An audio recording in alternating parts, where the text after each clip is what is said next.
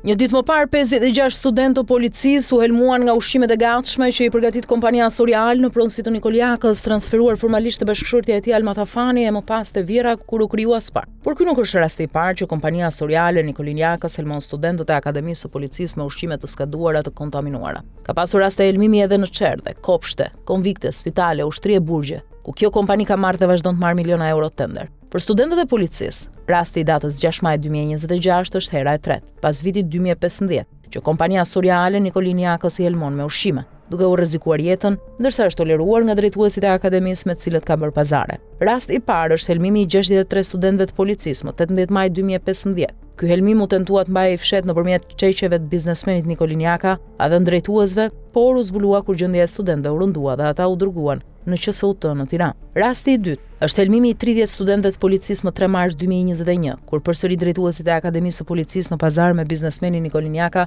tentuan ta mbanin të fshet, por gjendja e studentëve u rëndua dhe ata u dërguan në qendrën spitalore Nën Tereza në Tiranë. Rasti i tretë, po në Akademinë e Policisë, është helmimi i 56 studentëve më 6 maj 2026, të cilin drejtuesit e akademisë tentuan ta fshinin, por ngjarja u zbulua pasi studentët përfunduan në spital. Në të treja rastet, ushqimet nga të cilat janë helmuar studentët e policisë janë përgatitur e furnizuar nga kompania Sorial e burgaxhiu të tenderëve Nikoliaka, ndërsa drejtuesit e Akademisë së Policisë, të Drejtorisë së Përgjithshme të Policisë dhe të Ministrisë së Brendshme i kanë lënë monopolin e furnizimit me ushqime. U tha se policia arrestoi 2 punonjës të kompanisë Sorial dhe shpalli në kërkim administratoren Alma Tafani, por edhe pas helmimit studentët e policisë vazhdojnë të hanë ushqimet e rrezikshme që u çon Nikoliaka. Sipas ligjit për prokurimet publike, kompanitë me pronar të dyshuar për korrupsion, trafiqe dhe krime ekonomike financiare nuk mund të pranohen të marrin pjesë në tender aq më shumë në sektor që lidhen me sigurinë kombëtare, ndërsa kompania Sorial vazhdon të marrë miliona euro tender, megjithse Nikoliaka është dënuar për korrupsion me tenderët kur ishte zëvendësministër i transporteve dhe punëve publike. Përveç kompanisë Sorial, Nikoliaka ka edhe kompanitë ushqimore Agro AI International, Agro Intexo, Zepa Group dhe 2 kompanitë AGS SHPK dhe KPL SHPK, të cilave u ka ndryshuar emra disa herë.